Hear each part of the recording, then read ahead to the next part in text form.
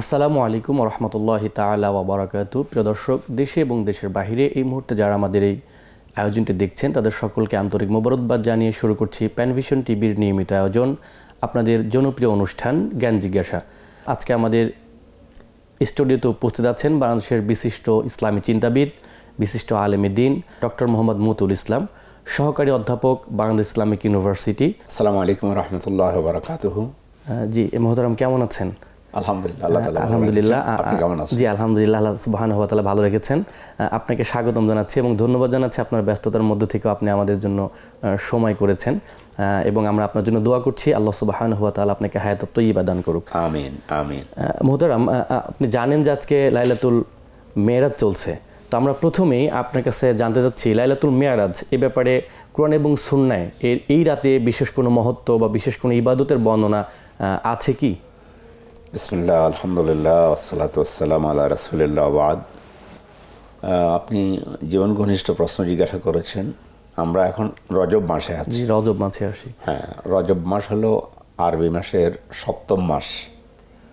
কোরআন কারীমে আল্লাহ রাব্বুল আলামিন মাস সম্পর্কে বলছেন, ইন্না ইদ্দাতাশ শুহুরি ইনদাল্লাহি 12 শাহরান ফি কিতাবিল্লাহি ওয়া মা খালাকাস সামাওয়াতি ওয়াল আরদ মিনহা আরবাআতুন হুরুম। তো আল্লাহ বললেন যে আল্লাহর নিকট মাসের সংখ্যা 12। যেদিন তিনি আসমান জমিন সৃষ্টি করেছেন সেদিনে এই বিধান করেছেন যে মাসের সংখ্যা হবে 12টি। তার মধ্যে 4 মাস হলো সম্মানিত মাস। সব মাসই সম্মানিত মাস, সব মাসেরই মর্যাদা আছে। তো বিশেষ করে 4টা মাস, সেটা হচ্ছে জিলকদ, জিলহজ, মুহররম আর রজব। জি। তো আমরা এখন রজব মাসে আছি। এই রজব মাসেই আমাদের নবী আলাইহিস সালাতু ওয়াস সালাম তিনি মেরাজে গিয়েছেন। দুটো ঘটনা, একটা হলো ইসরা। তো ইসরার বিষয়ে তো কোরআন কারিমে সরাসরি সূরা বনী ইসরাঈল অথবা সূরাতুল ইসরা, এবং ইসরাটার অন্য একটা নামও সম্ভবত ইসরাও বলা হয়, ইসরা বলা হয়, বনী ইসরাঈলও বলা হয়, দুটোই বলা হয়। তো সেখানে সর্বপ্রথম হলো বাইতুল্লাহ থেকে মসজিদে আকসা পর্যন্ত যাওয়ার বিবরণটা তো সরাসরি আল্লাহ বলে বলেছেন। বিসমিল্লাহির রহমানির রহিম। সুবহানাল্লাযী আসরা বিআবদিহি লাইলাম মিনাল মাসজিদিল হারামি ইলাল মাসজিদিল আকসা আল্লাযী বারাকনা হাওলাহু। পূত পবিত্রময় সত্তা তিনি, যিনি রাত্রিতে ভ্রমণ করাইছেন তার আবদকে, তার বান্দাকে, মিনাল মসজিদুল হারাম, মসজিদুল হারাম বলতে বাইতুল্লাহ, ইলাল মসজিদুল আকসা বলতে মসজিদে আকসা, যেটা বর্তমানে ফিলিস্তিনে আমাদের মসজিদে আকসা, এটা হলো ইসরার ঘটনাটা, রাত্রে ভ্রমণ করানো। এটা আল্লাহ রাব্বুল আলামিন তো সরাসরি কোরআনে বললেন। মেরাজের বিষয়টা এবং ঊর্ধ্বলোকে যাওয়া, সেটা সহিহ সুন্নাহ দ্বারা প্রমাণিত। তো মেরাজে যাওয়ার পরে সূরা ইসরার মধ্যে যেটা বলা হয়েছে রাত্রে ভ্রমণ করা আর মেরাজ, রাসূলুল্লাহ সাল্লাল্লাহু আলাইহি ওয়াসাল্লাম তিনি ঊর্ধ্বলোকে গমন করেছেন। প্রত্যেক মোমেন এই ঈমান পোষণ করবে যে আমাদের নবী মুহাম্মদ সাল্লাল্লাহু আলাইহি ওয়াসাল্লাম সশরীরে তিনি মেরাজে গিয়েছেন এবং সশরীরে তার মেরাজ হয়েছে। এটা আমরা ঈমান রাখি। আবু বকর রাদিয়াল্লাহু তাআলা আনহু বিশ্বাস করেছেন, সিদ্দিক উপাধি পেয়েছেন, এই জন্যই পেয়েছেন। জি জি। আর আবু জেহেল, আবু লাহাব বিশ্বাস করেনি, কাফের হয়েছেন। তো এক নম্বর হলো আমাদের নবীর ইসরা এবং মেরাজ আমরা বিশ্বাস করি। প্রত্যেক মোমেন, সারা পৃথিবীর সব মোমেন আমরা এই বিশ্বাস পোষণ করি। তিনি মেরাজে যাওয়ার পরে আল্লাহ তাআলা তাকে যে উপহার দিলেন তার উম্মতের জন্য এবং কিয়ামত পর্যন্ত আগত সকল মানুষের জন্য যারা ঈমান আনবে, সেটা হলো 5 ওয়াক্ত সালাত। আল্লাহ তাআলা এটা উপহার দিলেন। 5 ওয়াক্ত সালাত তখন ফরজ হয়েছে। 5 ওয়াক্ত সালাত ফরজ হওয়ার পর উম্মতের জন্য এটাই হলো করণীয়। কিন্তু মুহাম্মদ সাল্লাল্লাহু আলাইহি ওয়াসাল্লাম, আমরা একটা কল রিসিভ করে নিই। ঠিক আছে, জি। আসসালামু আলাইকুম। জি ওয়ালাইকুম আসসালাম। জি, কে বলছেন? পরিচয় দিয়ে প্রশ্ন করুন। আমি গাইবান্ধা শহর থেকে আব্দুল্লাহ জাহাঙ্গীর বলছি। জি জি, ধন্যবাদ। জি, আপনার প্রশ্নটা করুন। জি জি, প্রশ্ন থাকবে জি, যে আজকে তো লাইলাতুল মেরাজ, জি জি, এই বিষয়ে আমরা যতটুকু জানি যে 30টি মতামত আছে। তো এ পর্যন্ত অনেকে এটাকে বিভিন্ন উদযাপন করছে। এই বিষয়ে আসলে এটা কোনো ইবাদতের রাত নয়, সর্বজন স্বীকৃত। জি জি, আপনার প্রশ্ন এই বিষয়ে কোনো দঈফ কিংবা কোনো অন্য কোনো হাদিসে আছে কিনা? মানে আপনি জানতে চাচ্ছেন যে এই রাতে বিশেষ কোনো ইবাদত কোরআন এবং সুন্নাহ দ্বারা প্রমাণিত কিনা, এটি আপনার প্রশ্ন? জি জি, আমরা বুঝতে পেরেছি যে আমরা লাইলাতুল মেরাজ নিয়ে কথা বলছি। আপনি আমাদের সঙ্গে থাকুন, আশা করছি আপনি আপনার উত্তর পেয়ে যাবেন। জি ধন্যবাদ। তো বলেছি যে 5 ওয়াক্ত সালাত আল্লাহ ফরজ করেছেন, আমরা পড়বো 5 ওয়াক্ত, আল্লাহ তাআলা আমাদেরকে সওয়াব দিবেন 50 ওয়াক্তের। জি জি, আর এটাই এই আবাদত নিয়েই রাসূল এসেছেন, তিনি নামাজ পড়েছেন।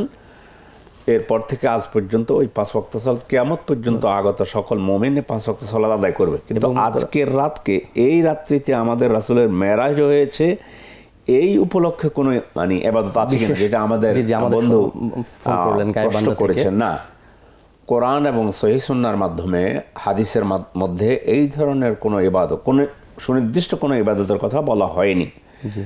না আল্লাহ রাসূল সাল্লাল্লাহু আলাইহি ওয়াসাল্লাম নিজে করেছেন, তিনি মেরাজে গিয়েছেন, এসে সংবাদ দিয়েছেন আমাকে আল্লাহ তাআলা তার সান্নিধ্যে নিয়েছেন। আবু বকর শুনেছেন, বিশ্বাস করেছেন, কিন্তু না রাসূল সাল্লাল্লাহু আলাইহি ওয়াসাল্লাম কোনো ইবাদত করেছেন, না সাহাবায়ে কেরাম রাদিয়াল্লাহু তাআলা আনহুম কেউ করেছেন। ফলে আমরা আরেকটা কল নিয়ে নিই। জি, আসসালামু আলাইকুম। আসসালামু আলাইকুম। জি, কে বলছেন? পরিচয় দিয়ে প্রশ্ন করুন। আমি তৌফিক বলছিলাম। আমার একটা কোশ্চেন ছিল। জি জি, আমাদের সোশ্যাল মিডিয়া গুলোতে রিসেন্টলি অনেক স্কলাররা মাইনর সাইন্স অবজার্ভমেন্ট মিনিং কিয়ামতের ছোট ছোট আলামত নিয়ে কথা বলছে, আর সেগুলো অনেককেই প্রকাশ পেয়েছে। জি জি, আমি এসব দেখে যাচ্ছি, তারপরে আমি কেন বিলিভ করতে পারছি না যে এটা আল্লাহর দ্বারাই হচ্ছে, এরকম কেন হয়ে যাচ্ছে? মানে আপনার প্রশ্ন হচ্ছে যে ইসলামিক স্কলাররা সোশ্যাল মিডিয়ায় কিয়ামতের যে মাইনর আলামতগুলো বলছেন, আপনার মতে সে আলামতগুলো এখন আল্লাহ তাআলা দেখাচ্ছেন আর কি। তাহলে আপনার প্রশ্ন হচ্ছে কেন আমরা এটা বিলিভ করছি না যে আল্লাহই করছেন, তাই তো? জি জি, আমরা আপনার প্রশ্নটি বুঝতে পেরেছি, যে আমাদের সঙ্গে থাকুন। জি মোহতারাম, আমরা মেরাজ সম্পর্কে বলতেছিলাম। তো আমাদের বন্ধু যে প্রশ্ন করেছেন সেটা হচ্ছে, না, এ রাতের অন্য কোনো ইবাদত নেই, রাসূল সাল্লাল্লাহু আলাইহি ওয়াসাল্লাম করেননি, সাহাবায়ে কেরাম করেননি, আমাদের আইম্মায়ে কেরাম, ইমাম আবু হানিফা, ইমাম মালিক, আহমদ কেউ এই রাতে বিশেষ কোনো ইবাদত তারা করেননি, কথা কেউ বলেনি।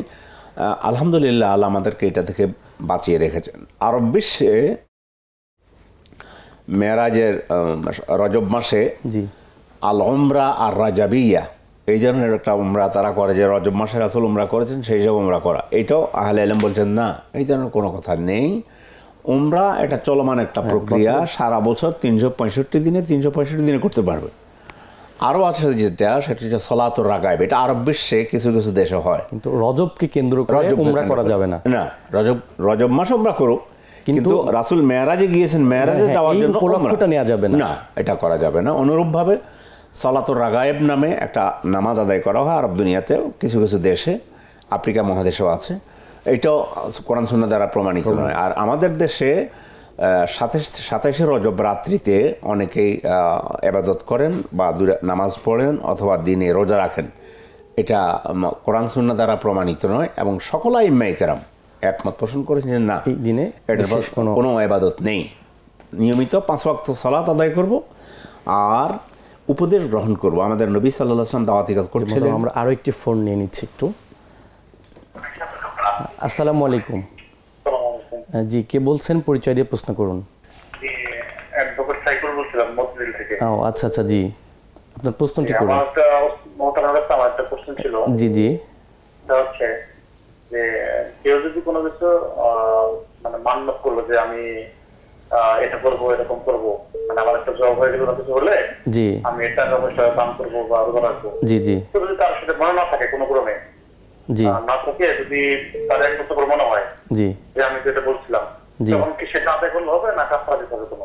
আচ্ছা, জি, আমরা আপনার প্রশ্নটি বুঝেছি, আমাদের সঙ্গে থাকুন, আপনি উত্তর পাবেন। তো আমরা মেরাজ সম্পর্কে আলোচনা করতেছিলাম। জি, তাহলে সুনির্দিষ্ট কোনো ইবাদত, অতিরিক্ত কোনো ইবাদত নেই। নিয়মিত যে ব্যক্তি সলাতুত তাহাজ্জুদ আদায় করেন, তিনি যদি আজ রাত সলাতুত তাহাজ্জুদ আদায় করেন, কিয়ামুল লাইল করেন, এটা নিষেধ নেই। এই দিন যদি বৃহস্পতিবার পড়ে যায় কখনো কখনো, যেমন আজকে তো আমরা বুধবারে আছি, আছি, যেমন বৃহস্পতিবার কেউ যদি আগামীকাল স্বাভাবিক প্রতি সপ্তাহে যে বৃহস্পতিবার রোজা রাখা সুন্নাহ। জি জি। ফলে কেউ যদি আগামীকাল রোজা রাখে, চমৎকার আমাদের আজকের সাথে, তাহলে সে রোজা রাখতে পারবে। কারণ রাসূল সাল্লাল্লাহু আলাইহি ওয়াসাল্লাম তিনি বৃহস্পতিবার এবং সোমবার রোজা রাখতেন। জি, এই রোজা রাখা যাবে। জি, তাহলে এই মাসে আইয়ামে বীদ যেটা, তাহলে আমরা বুঝতে পারলাম যে যদি কেউ অভ্যাস থাকে বৃহস্পতিবার রোজা রাখা, তাহলে সে সেই অভ্যাস অনুযায়ী রাখতে পারবে। তবে রজবকে কেন্দ্র করে অথবা মেরাজকে কেন্দ্র করে যেন এরকম কোনো ইবাদত কেউ না করে। যে আমাদের আরো একজন ভাই জানতে চেয়েছিলেন, আমাদের ফেসবুক থেকে আমরা একটা প্রশ্ন নিচ্ছি, আমাদের এক ভাই জানতে চেয়েছিলেন ফজরের নামাজের সুন্নাহ যদি সে না পড়তে পারে তাহলে এই সুন্নাহ সে কিভাবে আদায় করবে? সুন্নার কাজা সুন্নাহ, প্রথম যদি মসজিদে গিয়ে দেখলো যে জামাত দাঁড়িয়ে গিয়েছে, তখন তিনি জামাতে গিয়ে শরিক হয়ে যাবেন। জি জি। আমরা দেখি অনেক মসজিদে আমাদের খতিব সাহেব এবং ইমামরা আমাদের মুসল্লিদেরকে সচেতন করেন না। হাদিসের মধ্যে এসেছে, রাসূল সাল্লাল্লাহু আলাইহি ওয়াসাল্লাম বলেছেন, ইজা উকিমাতিস সালাত ফালা সালাতা ইল্লাল মাকতুবা। জি জি। নামাজ যখন একামত দেওয়া হয়ে যায়, নামাজ শুরু হয়ে যায়, তখন ফরজ নামাজ ছাড়া আর কোনো নামাজ নেই। মাকতুবা বলতে ফরজ সালাতকে বোঝানো হয়েছে। জি জি। তো অনেকেই দেখা যায় যে জামাত চলছে চলুক, কিন্তু আমি গিয়া প্রথম 2 রাকাত নামাজ সুন্নাত পড়ে, এভাবে অনেকেই করে, এটা ঠিক নয়। এখন পরবর্তীতে কি করবে? সুন্নাহটা কখন আমরা আদায় করব? সুন্নাহ যদি ফজরের সালাম ফিরাবার সাথে সাথে পড়ে নেয় তাও পারবে, আছে হাদিসের মধ্যে এসেছে, সহিহ হাদিসের মধ্যে এসেছে। জি। আর যদি সেটা না করে আরেকটা হাদিসে আসছে যে যখন ফজর সালাত আদায় হয়ে যায়, সূর্য উঠার আগে আর কোনো সালাত নেই, তারপরে যদি কেউ আদায় করতে চায়, আদায় করা সুন্নাহ। আল্লাহ রাসূল পারতপক্ষে ফজরের সুন্নাতের বেশি তিনি দিয়েছেন, গুরুত্ব দিয়েছেন। সেই হিসাবে আদায় করে নিলে সুন্নাহ, পরবর্তীতে সূর্য উঠে যাওয়ার পরে যে কোনো সময় আদায় করে নিতে পারবে, নামাজ শেষ করে আদায় করে নিতে পারবে, অথবা সূর্য ওঠার অপেক্ষা করে তখনও পড়তে পারবে। যে আমাদের আরো এক ভাই জানতে চেয়েছিলেন যে ইসলামিক স্কলাররা বর্তমানে সোশ্যাল মিডিয়ায় কিয়ামতের যে মাইনর আলামতগুলো তারা বর্ণনা করেন, তার মতে এই আলামতগুলো অলরেডি ঘটছে, এবং তিনার প্রশ্ন ছিল তাহলে কেন আমরা বিশ্বাস করতে পারছি না যে এটি আল্লাহ সুবহানাহু ওয়া তাআলার পক্ষ থেকে দেখানো কিয়ামতের মাইনর আলামত? এটা তার প্রশ্ন ছিল, কেন আমরা প্রশ্ন করতে পারছি, এটা বিলিভ করতে পারছি? আমাদের ঈমানি দুর্বলতা এবং ভ্রুক্ষেপ করি না। আমরা দেখতেছি আমাদের সামনে ঘটতেছে, কিন্তু আমরা আসলে এখান থেকে কোনো শিক্ষা নিচ্ছি না। একটা হলো রাসূল সাল্লাল্লাহু আলাইহি ওয়াসাল্লামকে জিবরিল জিজ্ঞাসা করেছেন যে কত হাদিসে জিবরিল নামে একটা হাদিস আছে, হ্যাঁ, সহিহ মুসলিমের মধ্যে এসেছে হাদিসটা। তো সেখানে বলছে যে মাল ইসলাম, মাল ঈমান, মাল ইসলাম, ওয়ামাল ইহসান, ঈমান কি, ইসলাম কি, ইহসান কি। তারপরে জিজ্ঞাসা করলো মাতা তাকুমুস সাআ, কিয়ামত কবে হবে? তখন রাসূল উত্তর বললেন, মা আলাম, মানে আস-সাইলু, সাইল যাকে প্রশ্ন করা হয়েছে, মাল মাসউল আলাম বিহা মিনাস সাইল, জি জি জি, যে প্রশ্ন করেছে তার থেকে যাকে জিজ্ঞাসা করা হয়েছে বলতে পারেন। তখন জিবরিল বললেন যে কিছু নিদর্শন বলুন। তখন কিছু নিদর্শন আল্লাহ রাসূল সাল্লাল্লাহু আলাইহি ওয়াসাল্লাম তিনি বলেছেন। তার মধ্যে বললেন যে নিদর্শনের মধ্যে আনতালিদাল আমাতু রাব্বাতাহা, বাদী প্রসব করবে রাজা, অর্থাৎ অথবা রাষ্ট্র পরিচালক। এগুলো আমরা আমাদের বর্তমান যুগে যে সমস্ত ইয়ে আছে এগুলো বলা হয়েছে। তো এছাড়া অনেকগুলো কিয়ামতের অনেকগুলো নিদর্শন, আমাদের নবী সাল্লাল্লাহু আলাইহি ওয়াসাল্লামের আগমনটাও কিয়ামতের নিদর্শন, কারণ তারপর আর কোনো নবী আসবেন না, এটা একটা নিদর্শন। এভাবে অন্যান্য নিদর্শন, ছোট নিদর্শন যেগুলো, বড় নিদর্শন যেগুলো, সেগুলো ছোটগুলো তো প্রায় শেষ হওয়ার পথে। আমরা একটা কল নিয়ে নিচ্ছি। জি, আসসালামু আলাইকুম। জি জি, আপনি পরিচয় দিয়ে আপনার প্রশ্ন করুন, আমরা আপনাকে শুনতে পাচ্ছি। আচ্ছা, আমার নাম হচ্ছে মোহাম্মদ জাফর আলম। জি জি। আমি একটা প্রশ্ন, সেটা হচ্ছে যে একটার সাথে একটা রিলেটেড। জি। আমার প্রশ্ন হচ্ছে যে মোহরানাকে ধরা হয় আমরা আমাদের প্রচলিত সমাজে যে মানে শব্দের অতিরিক্ত, জি, অতিরিক্ত, দ্যাট মিনস বরের শব্দের অতিরিক্ত যে মোহরানা ধরা হয় এবং এটা বাকি রাখা হয়, জি জি, এটা মাফ করাইয়া নেওয়া, মানে ওয়াইফের কাছ থেকে মাফ করাইয়া নেওয়া, এটা কোনো সহিমত আছে? জি জি, আমরা আপনার প্রশ্নটি বুঝতে পেরেছি। জি, আপনি সঙ্গে থাকুন, আমরা এটি নিয়ে কথা বলবো, আমাদের মুহতারাম আপনার প্রশ্ন উত্তর দেবেন, অপেক্ষা করুন। আমরা আপনার জি জি বলেন। জি জি, ওকে। আর যদি মাফ করাইয়া নেই, আমি যদি বিদাত না হয় তাহলে তো ঠিক আছে, আর যদি বিদাত হয় যে মাফ করাইয়া নেওয়া যাবে না, তাই না? আমি যদি পেমেন্ট করি, এখন আমার মনে করেন অনেক টাকা তার কাছে জি জি এই মহারানা, কিন্তু আমি একসাথে দিতে পারতেছি না। আমি হয়তো প্রত্যেক বছরে কিছু কিছু করে দিলাম, আমি এটা কাবিনে লিখে রাখা যাবে কিনা তার কি? ও আচ্ছা আচ্ছা, জি আমরা আমরা আপনার প্রশ্নটি বুঝতে পেরেছি। জি আমরা যেটাই আলোচনা ছিলাম সার সম্পর্কে বলছি। জি জি তো এই জন্য যারা বিশ্বাস করছেন, আমি এখন বর্তমানকার সোশ্যাল মিডিয়া বলছে বিষয়টা এটা নয় যে আমাদের রাসূল বলছেন এগুলা সহি কথা। আশরাতুস-সাআ, কিয়ামতের বিভিন্ন পূর্বে লক্ষণ, ছোট ছোট অনেক লক্ষণের কথা বলেছেন। জি জি এরপরে এই সমস্ত লক্ষণগুলো সংগঠিত হয়েছে, এখন আমরা মানতে পারছি না। এই জন্য আসে আমাদের দুর্বলতা, ইমানের দুর্বলতা। কোরআন সুন্নাহর আমাদের সহি জ্ঞান না থাকার কারণে আমরা মানি না। কিন্তু আমাদের মানা উচিত। যে সমস্ত বিষয় আমরা দেখতে পাচ্ছি আল্লাহ রাসূল বলেছেন, সহিহ হাদিসের মধ্যে এসেছে, অবশ্যই সেগুলো আমাদের মানা উচিত। যে কিয়ামত, আল্লাহ রাসূল বলেছেন, কোরআন শরীফের মধ্যে আল্লাহ বলেছেন যে ইন্নাহুম ইয়ারাউনাহু বাঈদা ওয়া নারাহু কারিবা। কাফের মুশরিকরা মনে করে যে কিয়ামত অনেক দূরে, আর আমরা দেখছি, আল্লাহ বলতেছেন, আমরা দেখছি খুব কাছে। এখন কাছে বলেছে, কোরআন নাজিল হয়েছে ১৫০০ বছর চলে গিয়েছে। জি জি কেউ যদি মনে করে কই, তাহলে আল্লাহ বলছে কাছে, আচ্ছা তাহলে কাছে তো না। কাছে তো না। এখন সেটা আমরা বলতে পারবো না কেমন কবে সংগঠিত হবে। যেখানে রাসূল বলছে এটা সম্পর্কে আমি কিছু জানি না। তো এখন আরেকটা বিষয় হচ্ছে, যেমন আল্লাহ তাআলা কোরআন শরীফে বলছেন, ইন্না ইয়াওমান ইনদা রাব্বিকা কাআলফি সানাতিম মিম্মা তাউদ্দুন। আল্লাহর কাছে তোমাদের ১০০০ বছর আল্লাহর কাছে একদিন। তো সেই হিসাবে এখন আর ১.৫ দিনও যায়নি, যদি এই হিসাবে আমরা ধরি আর কি। জি জি কথার কথায় ধরলাম। এক কথায় আমরা বলবো যে আমাদের আল্লাহ কোরআনে বলেছেন কিয়ামত খুব নিকটে, এবং রাসূল সাল্লাল্লাহু আলাইহি ওয়াসাল্লাম কিয়ামতকে বোঝাবার জন্য হাতের এই দুই আঙ্গুলকে এভাবে দিয়েছেন, আনা ওয়াসসাআতু কাহাতাইনি। এটা বললেন যে আমি আর কিয়ামত, এটা দুই আঙ্গুল যেমন কাছাকাছি দিয়ে। ঠিক। ফলে আমি মুমিন হিসাবে আমি বিশ্বাস করব, আমাদের রাসূল বলেছেন, আমার রব বলেছেন, আমার আল্লাহ বলেছেন কিয়ামত খুব দূরে নয়, নিকটে। এর পূর্বে যে সমস্ত লক্ষণ দেখা গিয়েছে আরও ঘটবে, এবং অবশ্যই সেগুলো ঘটবে। এ সম্পর্কে আমাদের ঈমান থাকা উচিত, এবং আমরা ঈমান রাখি। প্রত্যেক মুমিনের এই দায়িত্ব হলো এসব বিষয়ে ঈমান রাখা। জি জি, এবং কিয়ামতের ধন্যবাদ। জন্য প্রস্তুতি গ্রহণ করা। প্রিয় দর্শক, আপনারা দেখছেন আমাদের জ্ঞান জিজ্ঞাসা প্রোগ্রাম। আমরা নিচ্ছি একটা ছোট্ট বিরতি, ততক্ষণ আমাদের সঙ্গে থাকুন। ফিরছি খুব অল্প সময়ের মধ্যেই। জ্ঞান জিজ্ঞাসা, জ্ঞান জিজ্ঞাসা। জি প্রিয় দর্শক, আমরা বিরতির পরে আবার ফিরে এলাম আপনাদের জীবন ঘনিষ্ঠ বিষয়ে করা প্রশ্ন নিয়ে আমাদের নিয়মিত আলোচনা অনুষ্ঠান জ্ঞান জিজ্ঞাসা। আমরা আলোচনা করছিলাম আপনাদের পক্ষ থেকে আসা প্রশ্নগুলো নিয়ে। আমাদের এক ভাই জানতে চেয়েছিলেন, কেউ যদি কোনো কাজ করার উছিলায় মান্যত করে এবং পরবর্তীতে যদি সেটা ভুলে যায় এবং অনেক পরে যদি তার মনে হয়, এক্ষেত্রে কি তার শুধু মান্যতটাই আদায় করলে হবে, নাকি এর জন্য তাকে কাফফারা দিতে হবে? এমন একটি প্রশ্ন আমাদের ছিল। সাইফুল্লাহ করেছেন প্রশ্ন। জি জি মান্যত আপনি ভুলে যাওয়া, মনে করছেন রোজা রাখবেন, একটা কথার কথা ধরলাম, এটা ভুলে যাওয়া তো খুব অস্বাভাবিক। ভুলে গেলেন, যখনই স্মরণ পড়বে তখন সেটা আদায় করে দেবেন, সাথে কোনো কাফারা লাগবে না। কোরআনে বলা তাহলে ধরে নিলাম সব মান্যত পুরা করতে হবে। ওয়ালিউফু নুযুরাহুম, তারা যেন তাদের মান্যত পুরা করে দেয়। জি জি তো এখন ভুলে গিয়েছেন, এই ভুলের জন্য কোনো কাফারা লাগবে না। আপনি যখন মনে পড়েছে তখন যেটা মান্যত করেছেন, ধরে নিলাম যে আপনি মান্যত করেছেন যে আমার অমুক কাজ যদি হয় তাহলে আমি 3টা রোজা রাখবো, ভুলে গেছেন। আচ্ছা মোহতারাম, একটা ফোন নিয়ে নিচ্ছি আমরা আমাদের সঙ্গে। আসসালামু আলাইকুম। জি ওয়ালাইকুম আসসালাম। কে বলছেন? পরিচয় দিয়ে প্রশ্ন করুন। জি, আমি কিশোর থেকে আজহার বলছি। আমার একটা প্রশ্ন, মৃত ব্যক্তি মারা গেলে তার অনুষ্ঠান করা তো জায়েজ না।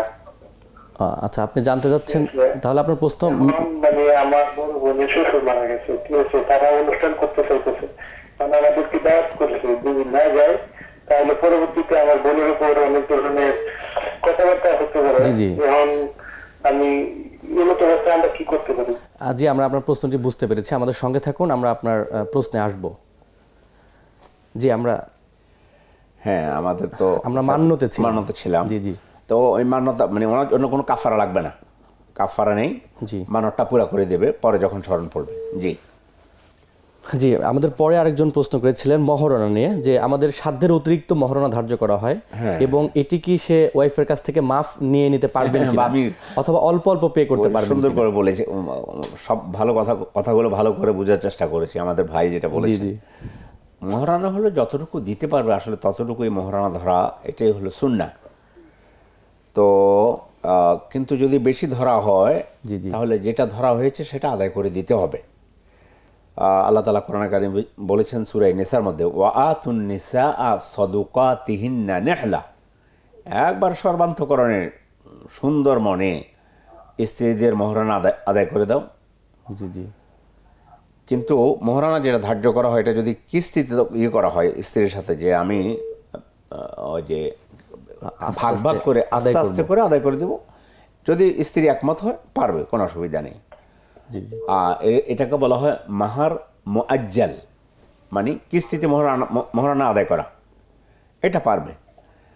আর হলো যদি স্ত্রী আদায় করে দেয়, ফাইন তিবনা লাকুম আন শাইইন মিনহু নাফসান ফাকুলুহু হানিআম মারিয়া, যদি স্ত্রী সানন্দ চিত্তে, কোনো জোর জবরদস্তি নেই আর কি, হ্যাঁ, নিজ থেকেই যদি ক্ষমা করে দেয়, যতটুকু ক্ষমা করেছে, বললো যে ঠিক আছে তোমার 20 লাখ ধরছে, 5 লাখ তোমার দেয়া লাগবে না, তো বলছে ফাকুলুহু হানিআম মারিয়া, খুব মজা করে সেটা খাও, কোনো অসুবিধা নেই। ফলে আরেকটা হচ্ছে ওই যে মেয়েও বুঝে না কি বলতেছে, ছেলেও গিয়া বাসর রাতে বললো যে আমি তো এই বিপদে পড়েছি মোহরানা, তো মেয়ে বললো যে আমি মাফ করে দিলাম। আবার পরের দিন ভেজাল হয়েছে, তখন বললো যে মোহরানা ধরছে 20 লাখ, তার সাথে আরো 10 লাখ যোগ করে 30 লাখ নারী নির্যাতন কেস, তারপরে যেতে যেতে তো একবারে সর্বশূন্য সর্বহারা। এগুলা ইসলামের নীতি নয়। মোহরানা যা ধরা হবে সেটা আদায় করে দিবে। স্ত্রীকে যদি সঠিক অর্থে বুঝাবে যে তোমার এটা মোহরানা প্রাপ্য, অধিকার, ফরজ আমার উপর আদায় করে দেয়া, ফলে এই মোহরানা আমি এত দিতে পারবো অথবা কিস্তিতে দিব, সবটাই জায়েজ, কিন্তু মোহরানা আদায় করে দিতে হবে। আর স্ত্রীর উপরে কোনো রকম চাপ নয়, বরং স্ত্রীর উপরে মানে সে যদি সানন্দে তাকে মাফ করে দেয় যে হ্যাঁ আমি মাসালা বুঝলাম, আপনাকে আমি এত টাকা ক্ষমা করে দিলাম, অত এত দেয়া লাগবে না, তাইলে পারবে। চমৎকার একটা ঘটনা, ওমর রাদিয়াল্লাহু তাআলা আনহু এসে মোহরানা নির্ধারণ করে দিলেন, তো যে এতর উপরে মোহরানা দেয়া যাবে না। আল্লাহু আকবার। এক ভদ্র মহিলা আসে বললেন, আমাদের মহিলা সাহাবী, যে আল্লাহ আমাদেরকে দিচ্ছেন না, আপনি খলিফা হয়ে আমাদের থেকে নিয়ে যাচ্ছেন, আমাদেরকে দিচ্ছেন না। তো ওমর বলল কী ব্যাপার? তখন তিনি সূরা নিসার 20 নম্বর আয়াতটা পড়ে দিলেন, ও আতাইতুম হেদাউন্না ফাইনা আতাইতুম হেদাউন্না কিনতারান ফালা তাখুযু মিনহু শাইআ আতাখুযুনাহু বুহতানা ওয়া ইসমান ইলা আখিরিল আয়াত। পুরো আয়াত। কিনতার বলতে পাহাড় পরিমাণ, তার মানে হলো আসলে এটার কোনো শেষ নেই। যদি তুমি পাহাড় পরিমাণ দাও, যে তোমাকে মোহরানা 1 পাহাড় পরিমাণ স্বর্ণ দেব, তাহলে আল্লাহর কথা অনুযায়ী কোনো অসুবিধা নেই। অসুবিধা নেই। জি জি। ওমর তখন বুঝলেন যে আরে ওমর তো ভুল না করছে, তখন বললেন, মানে স্বর্ণাক্ষরে ওনার কথাগুলো লিখিত থাকবে, লাকাত আসাবাত ইমরাআতুন ওয়া আখতা ওমর, আরে ওমর মুসলিম দুনিয়ার খলিফা হয়ে ভুল করেছে, ওই মহিলা না ঠিক কথা বললো, যেহেতু কোরআন দিয়ে কথা বলেছে। জি জি। কি চমৎকার ব্যাপার এই যে কোরআন এবং সুন্নাহর উপরে আমল করা আমাদের। ওমর রাদিয়াল্লাহু তাআলা আনহু মানে বিষয়টা তার নলেজ তখন হয়তো আসে নাই যে আল্লাহ তো এটা বলে দিয়েছেন।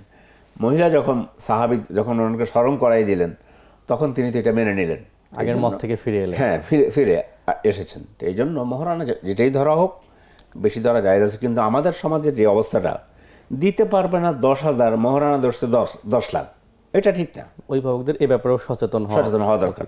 জি। যে আমাদের পরে আরেকটি প্রশ্ন ছিল, একজন বোন আমাদের প্রশ্ন করেছিলেন, যদি কোনো মেয়ে বাবা মায়ের অনুমতি ছাড়া বিয়ে করে, তাহলে এই বিয়ে হবে কিনা? হ্যাঁ, আমাদের বোন হুমায়রা সম্ভবত নামটা, আমার যেটুকু মনে পড়েছে, বলছেন না, রাসূল সাল্লাল্লাহু আলাইহি ওয়াসাল্লাম হাদিসের মধ্যে বলেছেন, ইজা নাকাহাতিল মারআ বিগাইরি ইজনি ওয়ালিহা ফানিকাহুহা বাতিলুন বাতিলুন বাতিলুন, 3 বার বলেছে। কোনো মহিলা যদি অভিভাবকের অনুমতি ছাড়া বিয়ে বসে, তাহলে সে বিয়েটা এটা বাতিল বাতিল বাতিল, এটা বলেছে। যেহেতু রাসূল 3 বার বলেছেন, সে এই জন্য অভিভাবকের অনুমতি নিয়েই মেয়েরা বিয়ে করবে। আবার মেয়ে রাজি নেই, অভিভাবক দিয়ে দিল, সেটাও ঠিক না। মেয়েদের রাজি থাকতে হবে, মেয়ে রাজি থাকতে হবে, অভিভাবকের রাজি। এটার মধ্যে সায়েন্টিফিক দিকগুলো আছে। ইসলাম যেটা করেছে মানবতার কল্যাণে করেছে। মেয়েরা একটা কোমলমতি হয়, নরম দিলের মানুষ হয়, হয়তো বিয়ে বসলো, কারোর সাথে কথা দিয়ে দিল, এরপরে অভিভাবকের অনুমতি নিল না, পরে দেখা গেল যে সেখানে বড় ধরনের বিপদ এসে পড়েছে। এই সমস্ত বিপদ থেকে রক্ষার জন্যই অভিভাবকের সাথে মত বিনিময় করে, তাদের যদি বসতে চায়, বাবাকে, মাকে অথবা ভাইকে, যে অভিভাবক আছে, রাজি করাই নেবে। তো এখন যদি রাজি না করাই নেয়, তাহলে অধিকাংশ ইসলামিক স্কলাররা বলছেন যে এই বিয়ে হবে না।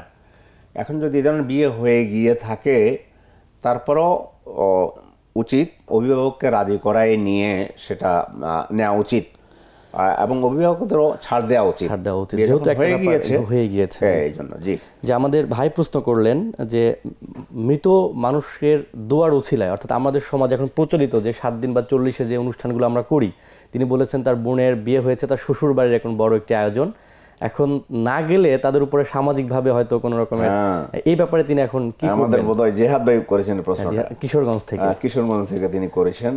মৃত ব্যক্তি তো মরে না, মানুষ মরে যায় আর কি, মরা মরবে কিভাবে?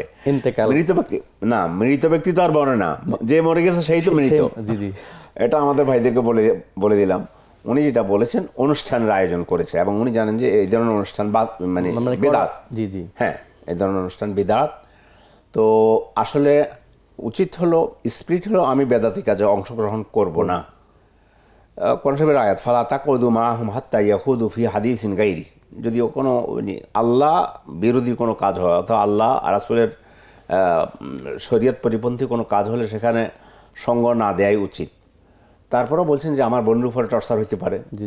এই ধরনের নিয়তটা এটা রাখেন যে সেখানে গিয়ে আমরা তাদেরকে সুন্দর করে বুঝাই আসবো যে ভাইজান আসলে তো আসতে চেয়েছিলাম না, আসছি আপনাদেরকে একটা কথা বলার জন্য। আসলে এগুলা হয়ে আসছে আমাদের সমাজের মধ্যে, কিন্তু কোরআন সুন্নাহ আলো এগুলো বেদাত। এই দাওয়াতটা অন্তত তাদের কাছে পণ্য করে পৌঁছাই দেওয়ার জন্য এই নিয়তে যান।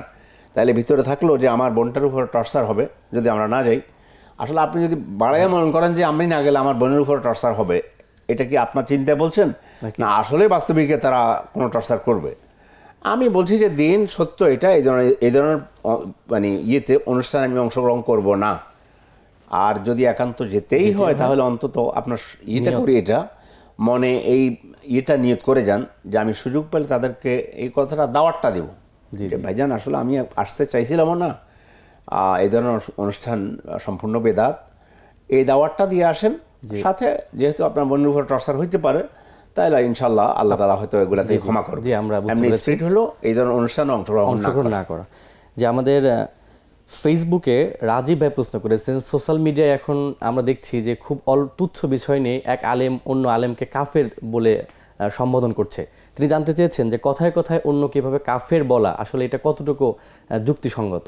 সোশ্যাল মিডিয়াতে আমরা আল্লাহ তাআলা যেটুকু সুযোগ দিয়েছে, কখনো আমরা কোনো ভাইকে আমরা কাফের বলি না, ঠিক না? কাফের বললে কি মারাত্মক। হ্যাঁ, কেউ যদি কুফরি কথা বলে, আল্লাহ নেই, রাসূল নেই, রাসূল গায়েব জানেন, সেটা ভিন্ন কথা। মানে আমরা তারপর আমি বলবো না যে অমুক কাফের, নাউজুবিল্লাহি মিন যালিক। হাদিসের মধ্যে এসেছে রাসূলুল্লাহ সাল্লাল্লাহু আলাইহি ওয়াসাল্লাম বলেছেন, মান ক্বালা লি আখিহি ইয়া কাফির ফাকাদ বাআ বিহি আহাদুহুমা। যে ব্যক্তি তার ভাইকে বলবে যে হে কাফের, তাহলে দুইজনের একজনের কুফরিকে কাঁদানি করে নিতে হবে, মাথায় করে নিতে হবে। যাকে বলেছে সে যদি কুফরি কাজ না করে, তাহলে যে ব্যক্তি বলেছে তাকে কুফরির বোঝা মাথায় করে কিয়ামতের দিন উঠতে হবে। নাউজুবিল্লাহি মিন যালিক, সহিহ হাদিস। সতর্ক হওয়া উচিত, আমরা বলবো না। কিন্তু আবার কাফেরকে যদি কাফের মনে না করা হয় তাহলে কিন্তু কাফের হয়ে যাবে। এই জন্য আমরা কখনোই, আলহামদুলিল্লাহ, আমরা মানে কখনোই এটা চিন্তাও আমাদের আসে না যে একটা বেদাতি কাজ করার কারণে কোনো ভাইকে আমরা বললাম যে অমুক সে ব্যক্তি বেদাতি কাজ করে কাফের, আমরা এটা বলি না, কখনো বলি না। আল্লাহ তাআলা আমাদেরকে এগুলো থেকে হেফাজত করুন। যেটা বলতেছি সেটা হচ্ছে আবার কাফেরকে যদি কাফের মনে না করা হয়, যেমন আল্লাহ তাআলা খ্রিস্টানদের সম্পর্কে বলতেছেন, লাকাদ কাফার আল্লাযিনা ক্বালু ইন্নাল্লাহা সালিসু সালাসা। ওরা কাফের হয়ে গেল যারা বলে আল্লাহ তিনের এক, মানে তৃতীয়বাদে বিশ্বাস করে। এদেরকে আবার যদি তৃতীয়বাদে বিশ্বাসীদেরকে যদি কাফের মনে না করা হয় তাহলে কাফের হয়ে যাবে। তার কারণ হলো কি, আল্লাহর উপরে মিথ্যা রচনা করা হয়ে যাবে। লাকাদ কাফার আল্লাযিনা ক্বালু ইন্নাল্লাহা হুয়াল মাসীহু ইবনু মারইয়াম। ওরা কাফের হয়ে গেল যারা বলে যে মাসীহ আল্লাহ। অতএব যদি এভাবে কথা আসে তাহলে আমরা বলবো যে ব্যক্তি, তারপর আমরা নাম ধরবো না, যে ব্যক্তি এই ধরনের কথা বলবে যে মাসীহ আল্লাহ, সে ব্যক্তি কাফের হয়ে যাবে। কোনো ব্যক্তি যদি বলে যে আল্লাহ নেই, আমি আল্লাহ বিশ্বাস করি না, তাহলে আমরা তার নাম না ধরে তাকে, দাওয়াতের নিয়ম হচ্ছে এভাবে, আমরা এমনি মাসালা বলবো। কোনো যে ব্যক্তি যদি বলে যে আল্লাহ নেই, তাহলে এই ব্যক্তি কথা বলার কারণে কাফের হয়ে যাবে এবং কিয়ামতের দিন কাফের হিসাবে আল্লাহর কাছে বিবেচিত হবে। এইভাবে আমরা বলে যাব। কাউকে একবারে সুনির্দিষ্ট করে অমুক ব্যক্তি তুমি কাফের, আমরা এই ধরনের কথা বলা থেকে আমরা চেষ্টা করি বেঁচে থাকার জন্য। যারা কথায় কথায়, চমৎকার একটা বিষয় আপনার মাধ্যমে আমরা মানুষকে মানে আমাদের দর্শকদের দিতে চাচ্ছি। এই যে আমাদের সমাজে এমন বিষয়টা এমন হয়ে গেছে, বলে যে তুই তো আমার ওই দিন ওয়াদা দিয়েছিলি যে আমাকে এই জিনিসটা দিবি, তুই দেশ নাই, তুই বেঈমান হয়ে গেছ। এই বেঈমান মানে কাফের। তো সেম কথাই আর কি। ইন্না লিল্লাহি ওয়া ইন্না ইলাইহি রাজিউন, মারাত্মক কথা। তুই বেঈমান মানে তুই কাফের। তো কোথায় কি এই ধরনের কথা থেকে আমরা বিরত থাকি। আল্লাহ আমাদেরকে তৌফিক দান করুন। আমিন। যে আমাদের আরও একজন ভাই প্রশ্ন করেছিলেন ইউটিউব থেকে, তিনি জানতে চেয়েছেন মেরাজ শাবান মাসের কত তারিখ, এ ব্যাপারে হাদিসে প্রসিদ্ধ কোনো মত উল্লেখ আছে কিনা? না, মেরাজ সম্পর্কে সুনির্দিষ্ট দিন বড় বড় স্কলাররা, পৃথিবীর বড় যারা স্কলার, তারা বলছেন যে সুনির্দিষ্ট করে অমুক দিন অথবা অমুক মাসে এটা হয়েছে। তবে অধিকাংশ মত হচ্ছে রজব মাসে হয়েছে, তবে এখানে উল্লেখ। এবং রাসূল সাল্লাল্লাহু আলাইহি ওয়াসাল্লাম যখন তার মা মারা গেলেন, রাসূল সাল্লাল্লাহু আলাইহি ওয়াসাল্লামের যখন স্ত্রী মারা গেল, চাচা মারা গেল, এরপরে দুঃখের মধ্যে পড়ে গিয়েছেন, কাফেরদের নির্যাতন, এই সব কিছু যখন একটা চরম পর্যায়ে পড়ে গিয়েছে, তখন হিজরতের পূর্বে মেরাজ হয়েছে মক্কাতে, এটা একমত। এবং রজব মাস হয়েছে, তবে রজব মাসের কত তারিখে বা কোন দিন, এটা নিয়ে আমাদের আহলে ইলমরা বলছেন যে এটা সুনির্দিষ্ট করে সহিহ হাদিসের মধ্যে আসে নাই। যেমন আমরা একটা প্রশ্ন নিয়ে নিচ্ছি।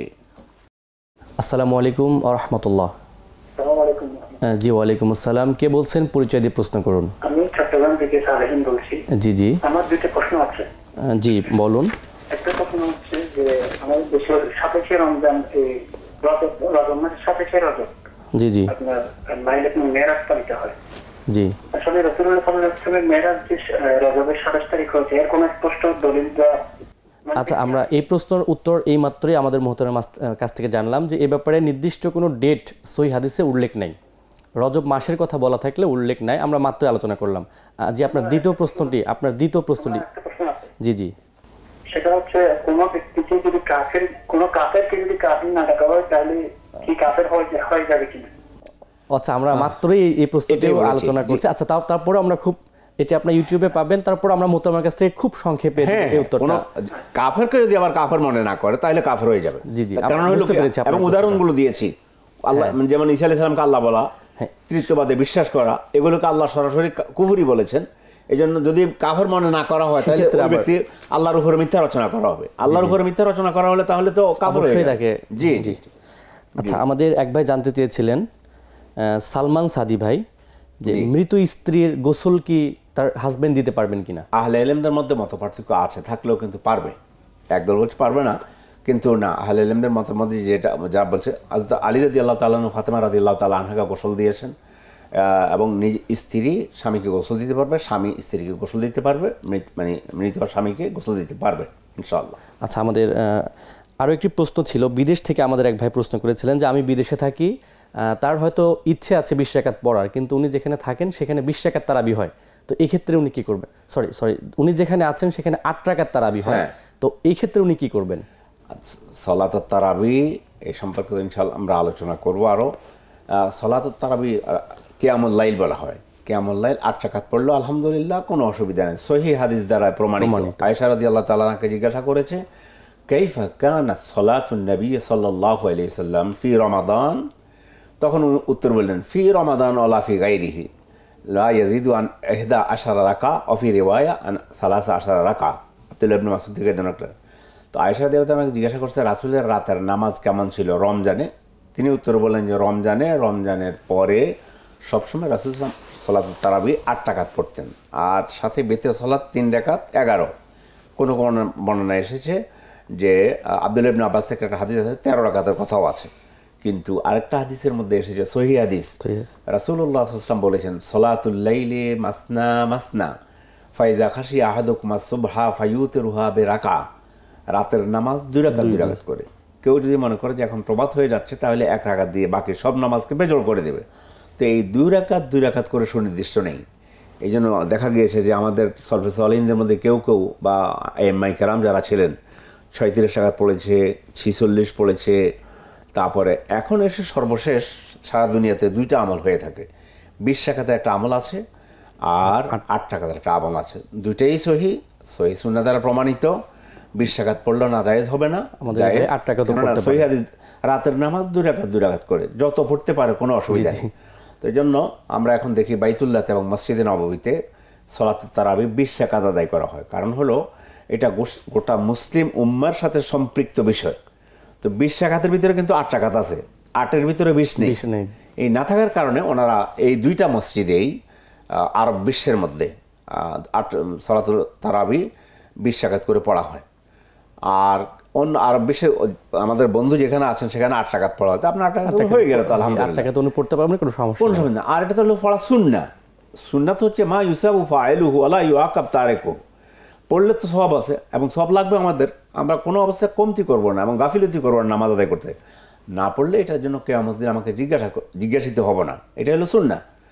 তো যেহেতু সুন্নাহ, তারপরও পড়ার যদি আপনি আগ্রহ মনে করেন যে আমি আরও পড়তে পারেন, তাহলে সে ব্যক্তিগতভাবে তাহাজ্জুদ হিসাবে আপনি ব্যক্তিগতভাবে পড়তে পারেন। 8 রাকাত পড়ে আপনার মনে যেন এই ওয়াসওয়াসা না থাকে যে আমি আমার দেশে থাকলে 20 রাকাত পড়তাম, এখানে তো হলো না, নামাজটা বোধহয় হলো না। না, এই ধরনের চিন্তা করা ঠিক না। আপনি 8ও পড়তে পারেন, 20ও পড়তে পারেন। 8 পড়ে যদি আপনার মনে আরও ভালো লাগে, আপনি কিয়ামুল লাইল শব্দ রয়েছে, কিয়ামুল লাইল আপনি আরও বেশি মান কামা রমাদানা ঈমানান ওয়া ইহতিসাবান গুফিরা লাহু মা তাকাদ্দামা মিন যামবিহি।